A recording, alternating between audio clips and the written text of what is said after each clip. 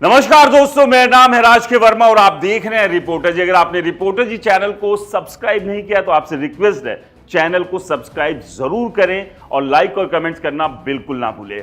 हरियाणा के विधानसभा चुनाव के नतीजों का आप सभी को बेसब्री से इंतजार है।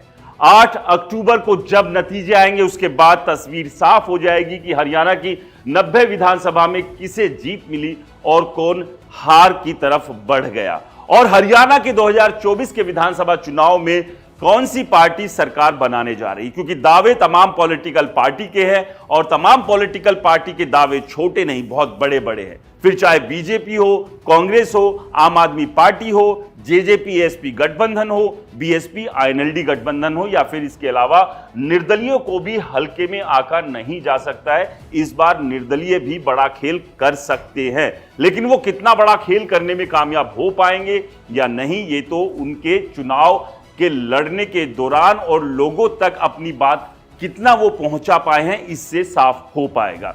लेकिन इस सब के बीच रिपोर्टर जी आपके लिए लेकर आया है हरियाणा की 90 विधानसभा में से उन विधानसभाओं के सटीक अनुमान जहां अभी की स्थिति क्या लग रही है, कौन सी पार्टी का उम्मीदवार जीत की तरफ बढ़ रहा है और किसके लिए यहां पर मुश्किलें सबसे ज्यादा है। और इस सब के बीच निर्दलीय कहां पर बीजेपी, कांग्रेस या दूसरी पार्टियों का गणित बिगाड़ने का काम भी कर रही है। तो आज हम बात करेंगे फलोदी सट्टा बाजार किन किन विधानसभा पर किस पार्टी के उम्मीदवार को लेकर क्या कुछ अनुमान लगा रहा है, यानी कि किस पार्टी का उम्मीदवार फलोदी सट्टा बाजार के हिसाब से फेवरेट माना जा रहा है। इससे पहले हमने आपको बताया कि ओवरऑल हरियाणा में फलोदी सट्टा बाजार के हिसाब से कांग्रेस, बीजेपी या अन्य के खाते में कितनी सीटें आ रही है। लेकिन आज हम यहां पर बात करेंगे कि फलोदी सट्टा बाजार हरियाणा की 90 विधानसभा में से जो इंपॉर्टेंट विधानसभा है उसमें किस पार्टी के कैंडिडेट को बेहतर या फेवरेट बता रहा है। तो आज का इस वीडियो का सब्जेक्ट है कि फलोदी सट्टा बाजार किसका खेल बना रहा है और किसका खेल बिगाड़ रहा है सट्टा बाजार के अनुमान के हिसाब से। तो कहीं ना कहीं यह माना जाता है कि फलोदी सट्टा बाजार का जो अनुमान है काफी हद तक सटीक रहता है और हरियाणा की अलग अलग विधानसभा पर फलोदी का सट्टा बाजार क्या कुछ कह रहा है वो चलिए आपको बताते हैं। तो जो 90 विधानसभा है उसका एक सटीक सर्वे फलोदी सट्टा बाजार के हिसाब से हम आपके लिए लेकर आए हैं।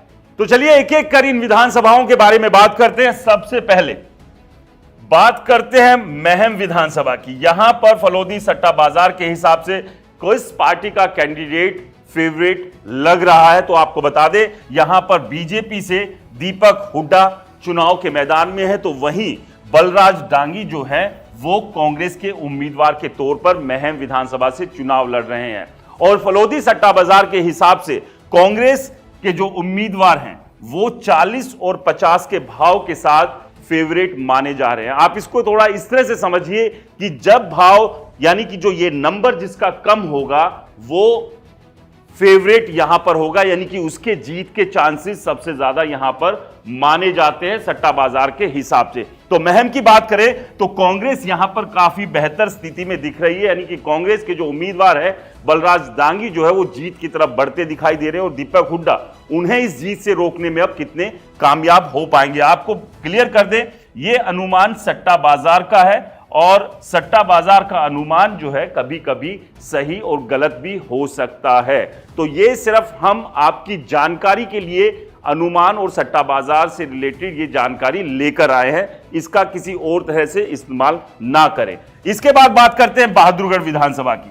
बहादुरगढ़ में दिनेश कौशिक बीजेपी के उम्मीदवार है, तो वहीं राजेंद्र सिंह जून कांग्रेस से चुनाव लड़ रहे हैं। और यहां पर अगर बात करें तो कांग्रेस 80 और 100 का भाव चल रहा है, तो इसको थोड़ा यहां समझिए कि कांग्रेस यहां बेहतर जरूर दिख रही है, लेकिन बीजेपी और कांग्रेस के बीच में यहां पर कांटे की टक्कर है।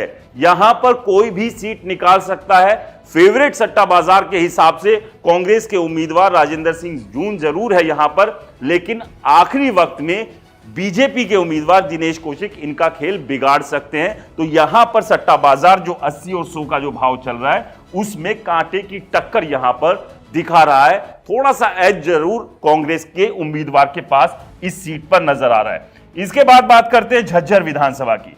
तो झज्जर विधानसभा पर है कप्तान बिरधाना और गीता भुक्कल कांग्रेस से है। तो कप्तान बिरधाना जो है वो बीजेपी के उम्मीदवार है और गीता भुक्कल यहां से कांग्रेस की उम्मीदवार है, पूर्व में मंत्री भी रह चुकी है।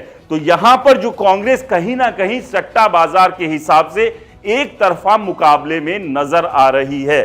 जो कांग्रेस के उम्मीदवार के लिए जो भाव है यहां पर वो 10-15 का है झज्जर में, और यहां एक तरफा मुकाबला फलोदी सट्टा बाजार के हिसाब से नजर आ रहा है। गीता भुक्कल जो है यहां पर एक तरफा जीत सट्टा बाजार के हिसाब से अपने खाते में दर्ज करती हुई नजर आ रही है। तो झज्जर में काफी बेहतर एक तरफा मुकाबला नजर आ रहा है कांग्रेस के उम्मीदवार के पक्ष में।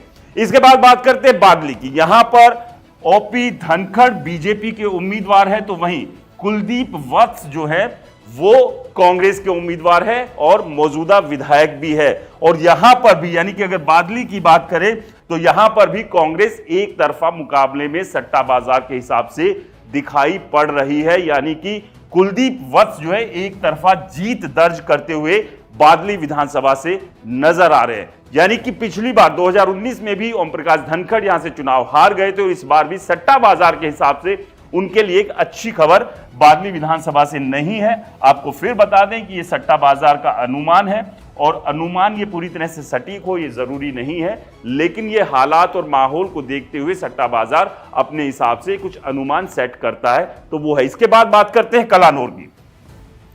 कलानौर से रेणु डाबला बीजेपी की उम्मीदवार है, तो वहीं शकुंतला खटक कांग्रेस की उम्मीदवार यहां पर, और कांग्रेस यहां पर 10-15 के लिहाज से सट्टा बाजार जो है एक तरफा मुकाबला इस सीट पर भी दिखा रहा है। यानी कि कांग्रेस की शकुंतला खटक सट्टा बाजार के हिसाब से एक तरफा जीत दर्ज करती हुई कलानौर विधानसभा से नजर आ रही है। यहां पर भी रेणु डाबला जो कि बीजेपी की उम्मीदवार है उनके लिए अच्छी खबर नहीं है। इसके बाद बात करते हैं कोसली विधानसभा की। तो कोसली विधानसभा में कांग्रेस 65-80 पर खड़ी हुई है सट्टा बाजार के हिसाब से, और अनिल दहीना जो है वो बीजेपी के उम्मीदवार है इस सीट से, और वहीं जगदीश यादव जो कि पूर्व में मंत्री भी रहे हैं वो कांग्रेस के उम्मीदवार है। और यहां पर 65-80 के हिसाब से सट्टा बाजार कांग्रेस की जीत दिखा रहा है, लेकिन अनिल दहीना कुछ का कुछ यहां पर एक मुकाबला भी उनके लिए खड़ा कर रहे हैं। यानी कि ये एक तरफा जीत तो नहीं है, लेकिन काफी बेहतर स्थिति में जगदीश यादव जो कि कांग्रेस के उम्मीदवार है वो नजर आ रहे हैं। यानी कि वो जीत की तरफ काफी तेजी से आगे बढ़ रहे हैं सट्टा बाजार के हिसाब से, जो अनुमान कोसली विधानसभा पर लगाया जा रहा है। इसके बाद बात करते हैं लोहारू विधानसभा की। तो यहां से जयप्रकाश दलाल यानी कि जेपी दलाल जो कि पूर्व मंत्री रहे हैं, और इसके अलावा राजवीर सिंह फारतिया जो है वो कांग्रेस के यहां से उम्मीदवार है। तो यहां अगर बात करें तो यहां भी कांग्रेस के लिए राहत की खबर नजर आ रही है। कांग्रेस यहां पर 40 से 50 का यहां पर एक भाव या अनुमान जो है वो सट्टा बाजार के हिसाब से, और काफी हद तक एक तरफा जीत यहां पर कांग्रेस की नजर आ रही है। अब ये देखना होगा कि ये जो एक तरफा जीत की तरफ कांग्रेस यहां पर बढ़ रही है उसे रोक पाने में बीजेपी के उम्मीदवार यानी कि जयप्रकाश दलाल जो है वो कितना कामयाब हो पाते हैं।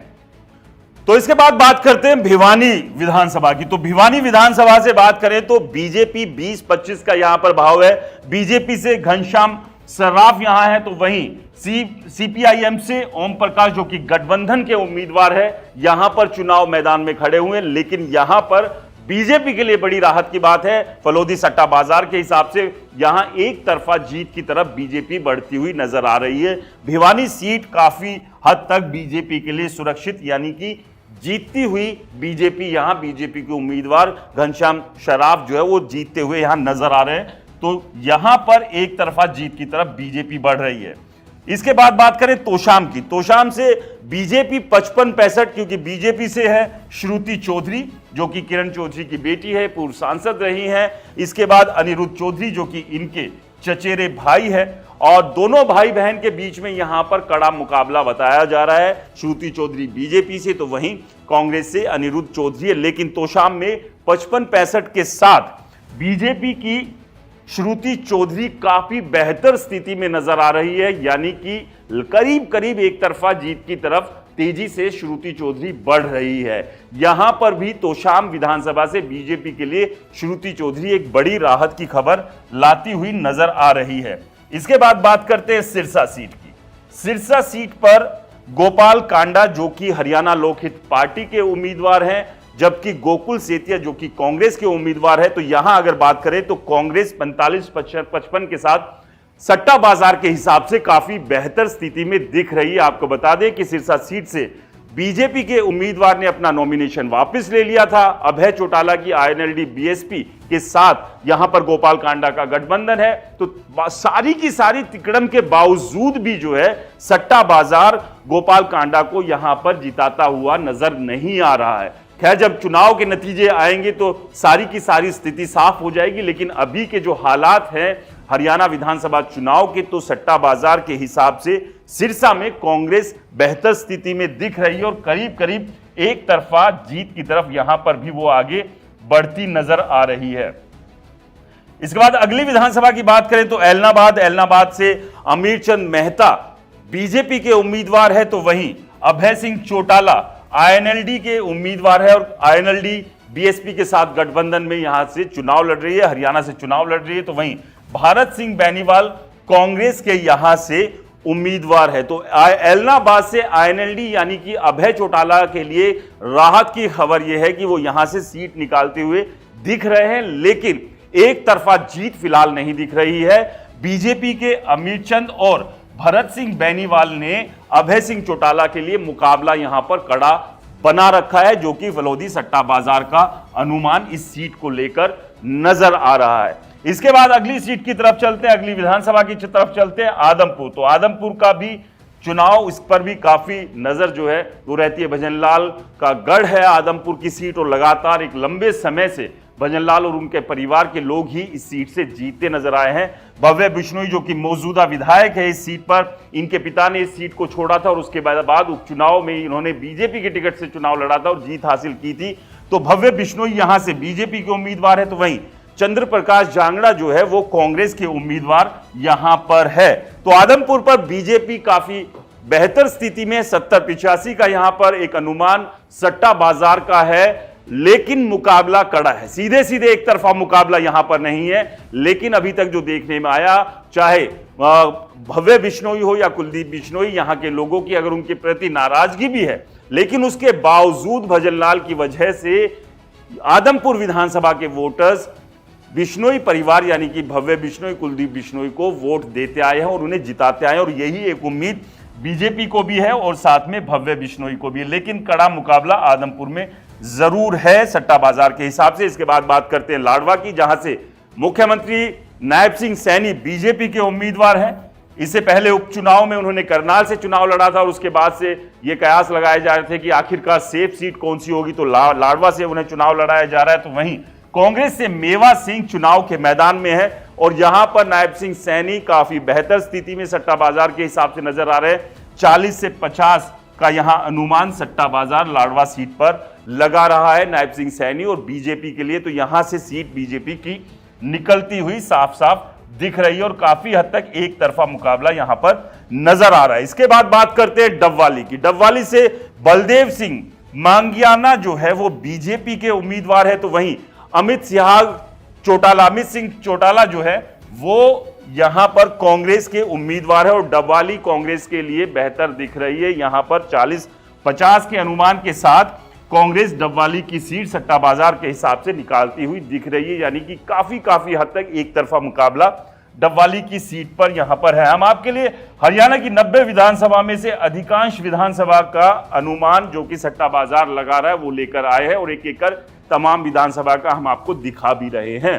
तो फलोदी सट्टा बाजार के हिसाब से अगर बात करें हिसार की, तो यहां से सावित्री जिंदल जो कि इंडिपेंडेंट चुनाव लड़ रही हैं, वो बीजेपी के कमल गुप्ता और रामनिवास रारा जो कि कांग्रेस के उम्मीदवार हैं उनके लिए खतरे की घंटी बनी हुई है। और ये शुरुआत से ही लग रहा था। सावित्री जिंदल बीजेपी से टिकट मांग रही थी, उनके बेटे नवीन जिंदल कुरुक्षेत्र से बीजेपी की टिकट पर चुनाव जीते थे और सांसद है, लेकिन उन्होंने निर्दलीय जब टिकट नहीं मिली तो चुनाव लड़ने का निर्णय लिया और काफी सेफ यहां पर दिख रही है सावित्री जिंदल। उन्होंने साफ कहा था कि उनका यह आखिरी चुनाव है और कहीं ना कहीं वोटर्स जो उनकी तरफ दिख रहे हैं जाते हुए, और एक तरफा मुकाबला सावित्री जिंदल निर्दलीय उम्मीदवार के तौर पर यहां पर जीतती हुई नजर आ रही है सट्टा बाजार के हिसाब से। तो 22-30 के भाव से यहां पर सट्टा बाजार सावित्री जिंदल की जीत दिखा रहा है और बीजेपी और कांग्रेस के उम्मीदवार दूर दूर तक मुकाबले में नहीं है।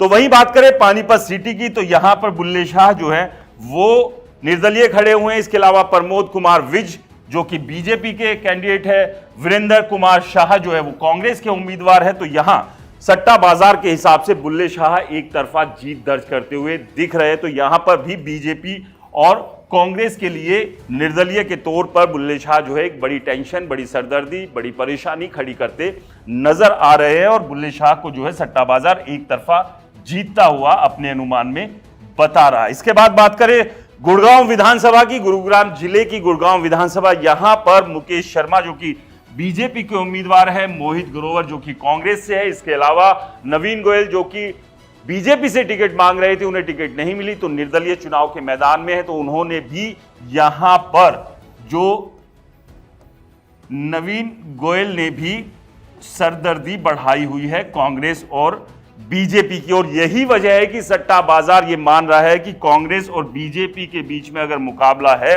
तो वो नेक टू नेक मुकाबला है, कहीं भी कोई भी यहां से चुनाव जीत सकता है। ये सट्टा बाजार का एक आंकलन है कि यहां पर दोनों के बीच मुकाबला कड़ा है। लेकिन कांग्रेस के उम्मीदवार का चुनाव जिस तरह से था बहुत ज्यादा उठा नहीं और इस बात की चर्चा भी गुड़गांव विधानसभा में लगातार थी। इसके बाद बात करें उचाना विधानसभा की, तो यहां पर देवेंद्र अत्री जो हैं वो है बीजेपी के उम्मीदवार और कांग्रेस से है विजेंद्र सिंह, ये कांग्रेस के उम्मीदवार हैं। और उचाना पर कांग्रेस 45-55 के साथ काफी बेहतर स्थिति में नजर आ रही है, यानी कि यहां से करीब करीब एक तरफा जीत की तरफ कांग्रेस बढ़ती दिख रही है, इस सीट को जीत कर अपने खाते में लाती नजर आ रही है सट्टा बाजार के हिसाब से। इसके बाद अंबाला कैंट चलते हैं, यहां पर अनिल विज लगातार इस सीट से जीतते आए हैं, पूर्व में गृह मंत्री रहे हैं। पार्टी में कुछ नाराजगी, बीच में बयान आया कि वो भी मुख्यमंत्री के उम्मीदवार है। और फलोदी विधानसभा, फलोदी सट्टा बाजार के हिसाब से बीजेपी यहां काफी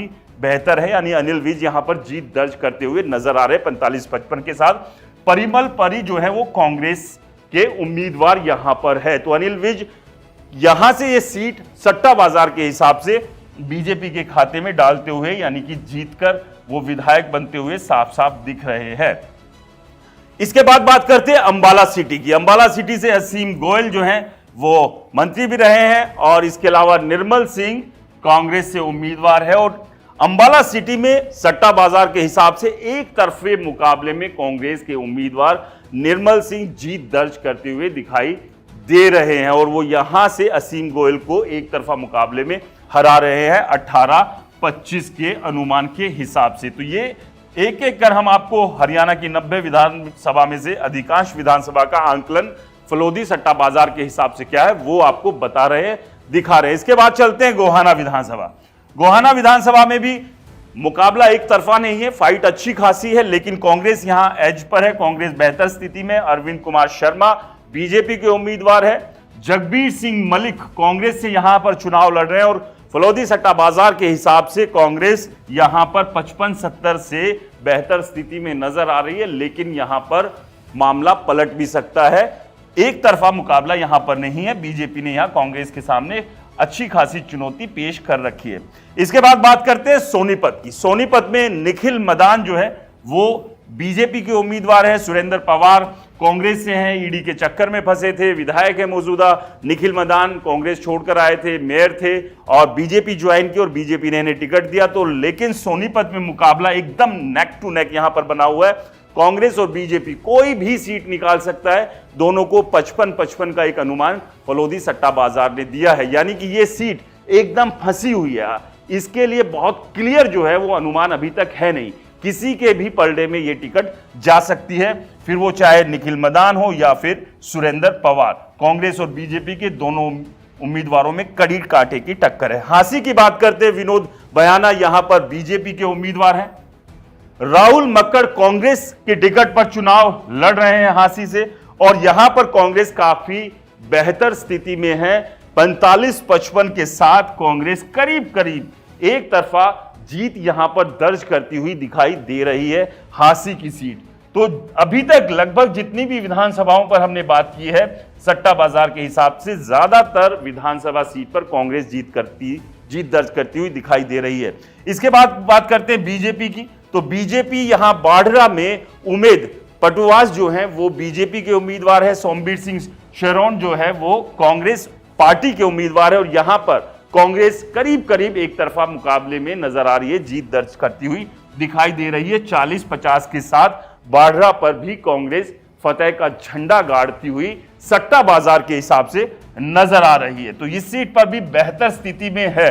तो ये अनुमान जो है वो अभी तक सट्टा बाजार का था, अलग अलग विधानसभाओं का, कि कहां पर कौन सी पार्टी का उम्मीदवार बेहतर स्थिति में है और फलोदी सट्टा बाजार किसे यहां पर जीत दिला रहा है। और आपको बता दें कि ये 90 विधानसभा में से अधिकांश विधानसभाओं के सट्टा बाजार के हिसाब से सटीक अनुमान सर्वे थे और जिस तरह की स्थिति हरियाणा के 2024 के विधानसभा चुनाव को लेकर लग भी रही है कि कांग्रेस सरकार बनाती हुई दिख रही है, कहीं ना कहीं फलोदी सट्टा बाजार का आंकलन अलग अलग विधानसभा को लेकर भी कुछ इसी तरह का देखने को मिल रहा है। बाकी 8 अक्टूबर को फैसले की तारीख है और उस दिन तो सारी चीजें साफ हो जाएगी कि कौन सी सीट से कौन विधायक बन रहा है और किस पार्टी की सरकार इस बार हरियाणा में बनने जा रही है। आपको क्या लगता है हमें कमेंट्स कर जरूर बताएं। रिपोर्टर जी चैनल को सब्सक्राइब नहीं किया तो दोस्तों चैनल को सब्सक्राइब करना बिल्कुल ना भूलें। नमस्कार।